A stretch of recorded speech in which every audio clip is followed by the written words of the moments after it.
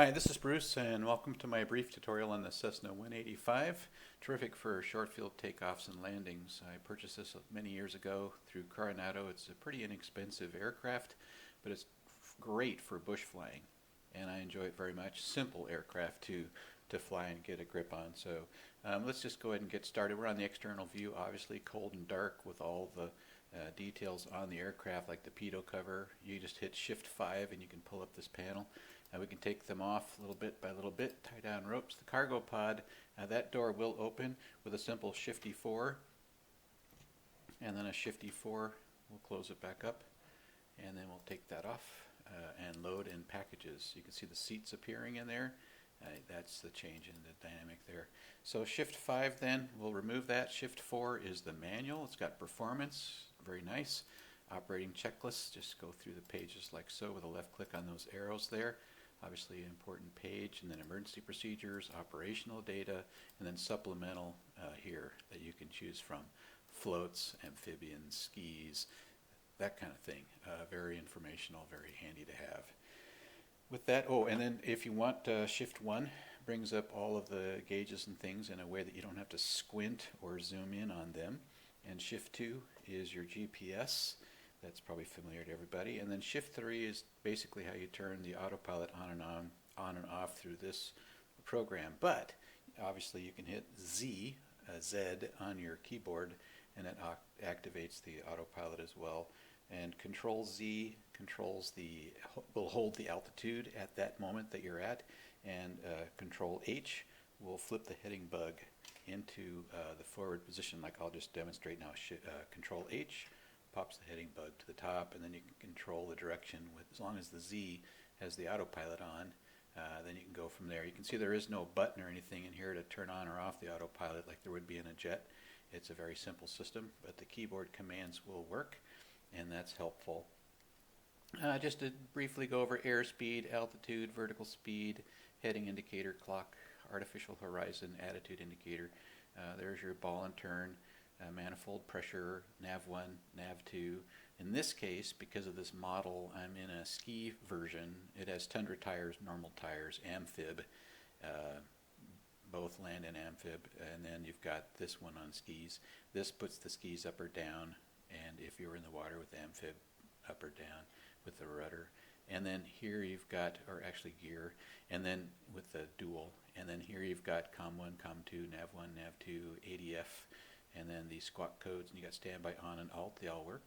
In fact, everything on this aircraft really seems to work pretty well.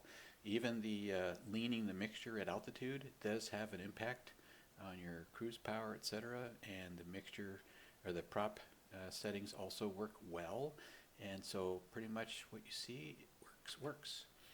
Cowl flaps is weird. You pull it down, it goes up, and if you go up, it goes down. It's inverse to your mouse controls. When I held it with a left click, I don't know why it does that, and the mouse wheel also seems to work in the opposite direction and maybe a little bit more awkward.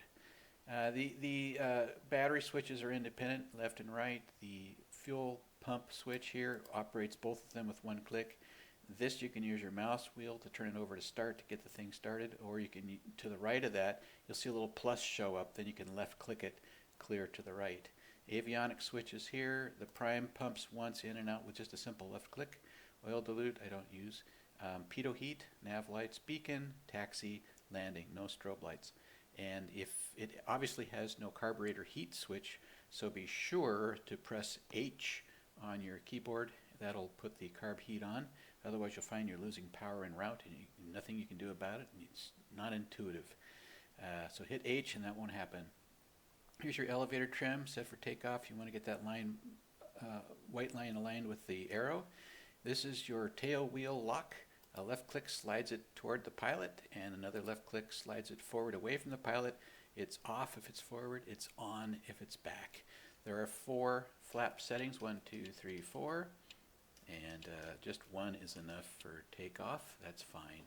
And I think the rest of it is pretty self-explanatory at that point. Covered most of the features. These bars here may be disturbing at first because they're right smack in your vision. These are not there with the Tundra version or the regular tires. This is just more associated with the skis, and I think the amphib as well. So anyway, and then the side windows do open with the left click. There they go. And the right side works as well. The doors operate left and right, and then there's a little hatch too behind me on the left side that operates with the classic Shift-E, Shift-E2, Shift-E3, that kind of thing. So let's go ahead and get it started. We'll just turn on the battery right and left. We'll turn on our auxiliary fuel pumps to on. We'll turn our beacon on. We'll put our mixture full rich. And then to get this started, we're going to roll this key switch clear over to start and hold it until it catches. And then using my my throttle here on the joystick, I'm going to move it up a little bit to catch it. So let's just see if we can get this to work. I'm going to use the left click.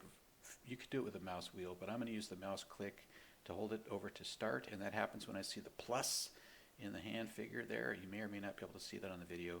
I'm just going to click it until it hits start, and then I'm going to give it a little bit of throttle. I'm going to back off now on the throttle. It's just that simple. Turn on the nav lights, the pitot heat, taxi light. I'm going to hit H on my keyboard for the carb heat. I'm going to turn my avionics switch on here. And again, super easy to use indicators that just roll very easily. Nav, same thing. Here's COM2, NAV2, automatic direction finder, super simple.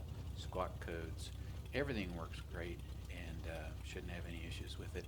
If you want to get the skis up or down, just hit the landing gear G, and let's look outside now. They're down now.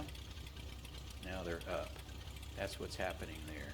So off we go. It's just that simple, and just thought I'd highlight the features. It's a nice aircraft to fly, very easy to fly, and I like the details in it. I'll bring the yokes back here just for fun. That's all there is to it. Enjoy the flying. Have a good time. Take care. Bye-bye.